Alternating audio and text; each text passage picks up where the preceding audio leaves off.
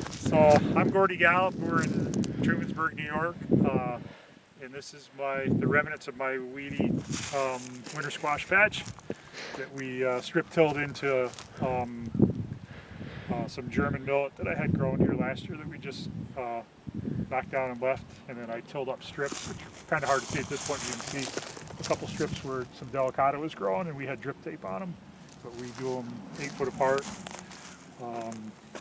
And it works pretty good. Okay, there we go. You got enough light? Yeah. Yep. So this is my 1 row potato planter. That just before we plant this stuff, we've been tilling up the strips. Kind of the last step before we plant the seed. I'll actually fill this with fertilizer. And this has a set of discs on the front as well as a set of closing hilling disc on the back. So it kind of is another it's another trip over those strips where we get tillage to eliminate any weeds that have germinated and stuff. But it also, with the fertilizer hopper, I can actually put down in that strip the fertilizer. So we're not spreading fertilizer all over the whole field. We're just putting it right in the root zone of the potential squash plants. So it's kind of unorthodox, but it's a really easy way to get the fertilizer incorporated into the strips, and in the process I'm doing a little bit of finished tillage because it kind of makes a little bit of a hill to it, kind of sweeps the dirt back in after we've fit it up, so it makes like a nice little mound to plant the seeds in. So this is just a toolbar with some S-tines on it that we strip till, fit the ground up with, and normally when I've taken them off because I've used them for something else since then, but we usually put a couple of hilling discs on the back of it, so any dirt that spills out of the tillage zone, it kind of sweeps it back in as well. So we use this first, several passes, and then that final pass we'll use the potato planter to put the fertilizer in and go one more time over it. And what made you make the transition from, or were you doing full tillage at one point in time? Yeah, I've done it both ways. I mean, it just kind of, what I try to do is either have, this year what we did, which worked really sweet, was I usually either plant some sort of small grains, like I've done winter wheat before, in the fall beforehand, and then either killed it or mowed it down, and then tilled strips into it early in the spring. And this year, last fall, I had German millet, which is an annual grass that actually gets killed. It doesn't overwinter. So I had a field planted with German millet that we just mowed down and left it lay, and then we went through and tilled strips in that. So it was kind of nice because you had a little bit of mulch, plus you also have soil that hasn't been disturbed for almost a year. So especially in our gravel soil, it gets like a really kind of a hard shingled surface on it. And a lot of the small stones get rinsed off and stuff. So weeds don't germinate really well, and it's kind of nice and high and dry for the fruit to lay on. And then we're just tilling these strips, so we're not fertilizing and encouraging a bunch of weeds to grow in between the rows. So you end up with a lot of nice cleaner fruit, and you're not fitting up a bunch of ground that you're not actually growing anything on.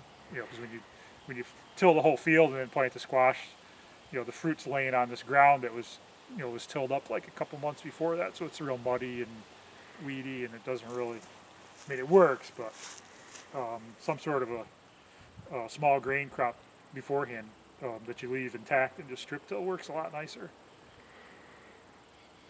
I don't actually have a large seed. I mean, Mattermack makes like a specific planter that'll plant large seeds like squash and pumpkin seeds. I don't have one of those, but I have this mechanical transplanter.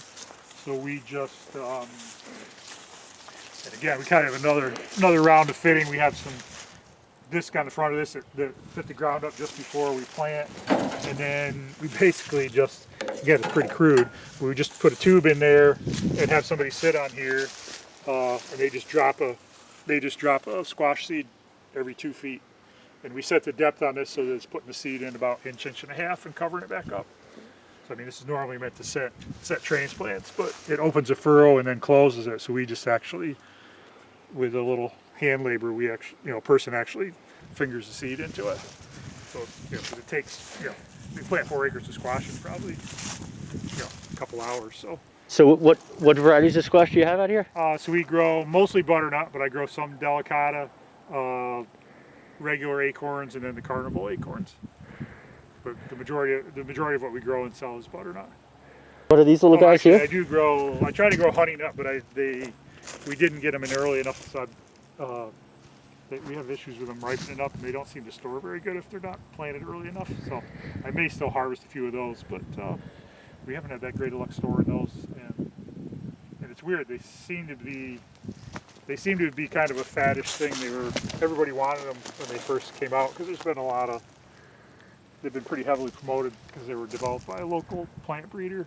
I mean, they're really cute and they taste pretty good and stuff, but they don't store very well and they have a pretty long growing season. So I think they could actually use some more plant breeding to shorten the growing season and see if they can make them store a little better. But like I said, the first couple of years we grew them, there was pretty good demand for them, and you could get a pretty good price because they're also really small, and it takes a lot of labor to pick them up compared to like a butternut squash. So you need to get a lot better price per pound, because it literally takes you 4 or 5 times as much to fill a pallet bin with these as it does the bigger squash.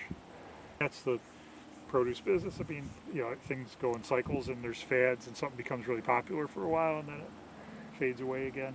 But things like butternut squash, they stick around. No pumpkin patch here. No, I used to grow a lot of pumpkins.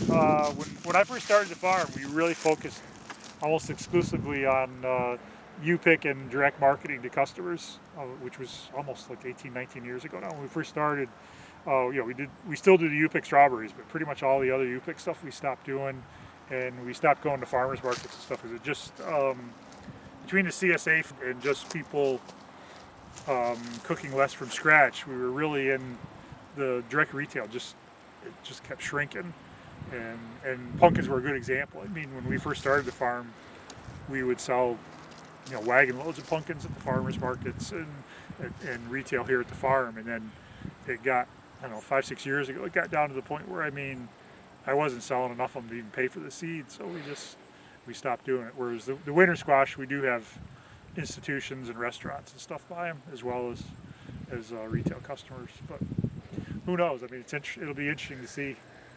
I mean, with COVID, there's definitely people are interested in buying stuff local again. All right, so where are we and what's going on here? So these are the squash that we've harvested. We initially bring them inside and keep them about 75, 80 degrees for a couple weeks to finish curing them and get them nice and dry.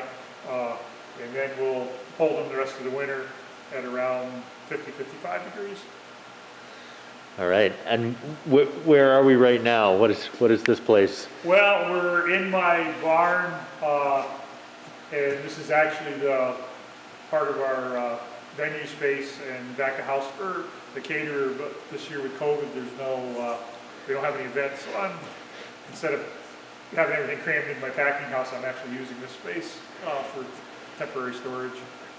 Although we do usually, we do usually most years after the weddings are over in October, we usually do keep warm storage. Our winter squash and garlic stays in this warm space all winter because we're not having events, so it's not that much different. But all right, we got in here a little bit sooner than usual. And where do these boxes go after when you sell them? How do they move? Do they go? We'll sell some to the local Say grocery store. My restaurant clients will buy a fair amount of them, hopefully, and then we'll retail them off the farm directly to people that will probably stop and get them, as well as through our Square website and food hubs like Regional and Headwater. All right. And have you done anything to transition to selling online more so this year than? Oh yeah, a lot. Yeah, we started that last winter right away. But we have a Square site that we have like a distribution pickup every week that we offer stuff, and then people order it and pay for it online, and they pick it up on a Wednesday from 4 to 7. So that's been really popular. And yeah, we immediately started trying to partner with places like Headwater and Regional and stuff, because they're all, you know, a lot of the food hubs were kind of in the same boat as us. They were serving institutional customers like restaurants and colleges and stuff like that, and they've all gone a lot more to retail as well.